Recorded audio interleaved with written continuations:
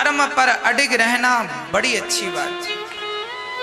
सत्य का त्याग करना अच्छी बात नहीं है। सुदामा जी 4 दिन भूखे रहते थे, पर वो कभी भगवान से शिकायत नहीं करते थे।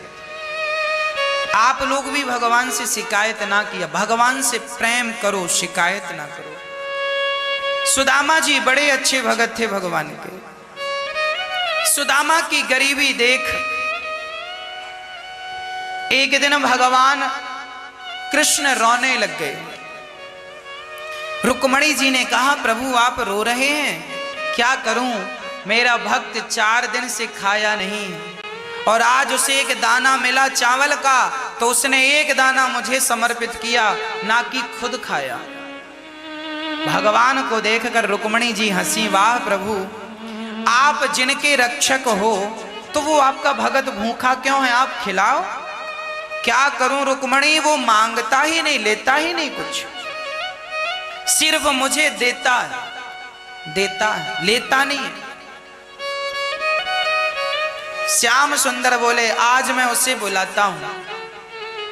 सुदामा जी के पास आज भगवान कृष्ण ब्राह्मण बनकर के गए। उस दिन सुदामा जी नहीं थे, सुशीला से कहा, भिक्षाम देही।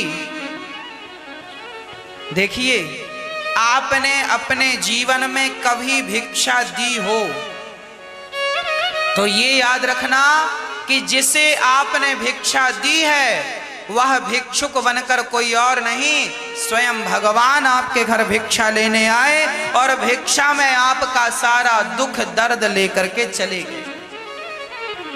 सुशीला आई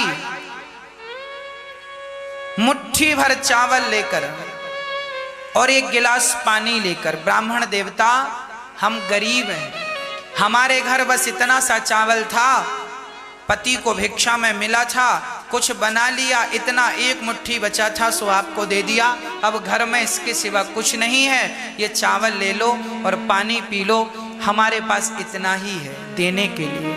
भगवान मुस्कुराए, देवी आपके पति की दोस्ती कृष्ण से है, आप अपने पति से कहो कि वो कृष्ण से मिलने जाएं, उनका दुख पीड़ा अपने आप मिट जाएगी।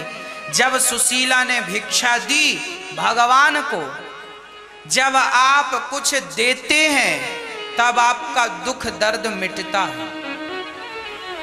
जब हम कुछ देते हैं तब हमारा दुख दर्द मिटता है, और हम देते नहीं तो दुख दर्द भी मिटता नहीं। हम लोग लेना जानते हैं, हम लोग कमाते हैं, क्या कमाया हुआ अन्य का 10% दान किया? महाराज जी बड़े बीमार हैं, जब आप दान नहीं करोगे तो आपका पैसा बीमारी में तो लगेगा। जब आप दान नहीं करोगे तो आपका धन या तो कोर्ट कचहरी में जाएगा या तो चोर चुरा के ले जाएगा। इसलिए धन आए, जब धन आता है तो धन के साथ बहुत सारे दोष भी आते हैं। उठाइए,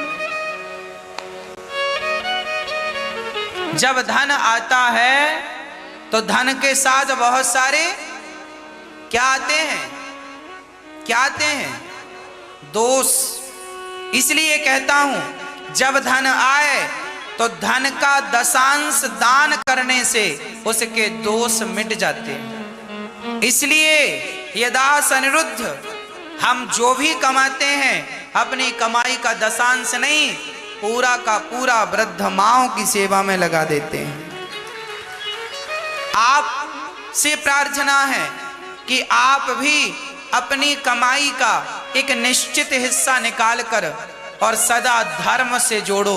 मैं आपको लिखित में साइन करके दे सकता हूं, जब आप सही तरीके से धन का सदुपयोग करेंगे तो आपके जीवन में कभी भी धन की कमी नहीं होगी, ये गारंटी हमारी है।